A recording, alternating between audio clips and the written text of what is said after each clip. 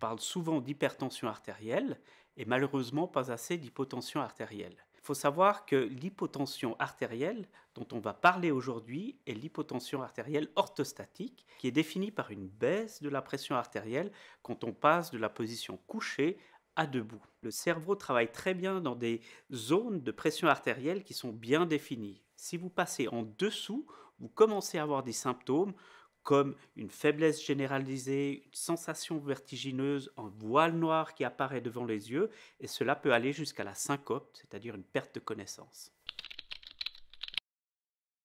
L'hypotension orthostatique, dans certains cas, particulièrement chez la personne âgée, est liée à des événements cardiovasculaires et à une mortalité augmentée. De plus, elle est aussi associée à un déclin de la fonction cognitive et même un risque de chute et des conséquences de cette chute. Contrairement à l'hypertension artérielle qui est asymptomatique, les symptômes qu'on a vus avec l'hypotension artérielle vont contribuer à une baisse de la qualité de vie chez les patients, en particulièrement âgés.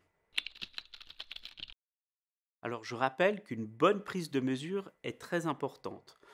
On prend un appareil validé, on s'assied 5 minutes et on prend 3 mesures à 1 minute d'intervalle. Lorsque la moyenne de ces 3 mesures est supérieure à 135 sur 85 et qu'elle se répète sur les jours suivants, on parle d'hypertension artérielle et c'est une bonne raison de consulter votre médecin traitant. Si vos moyennes baissent tout d'un coup drastiquement en dessous de 100 mm de pression artérielle systolique par exemple, et qu'elles sont associées à des symptômes, voile noir, sensation vertigineuse, c'est une autre bonne raison de consulter votre médecin traitant.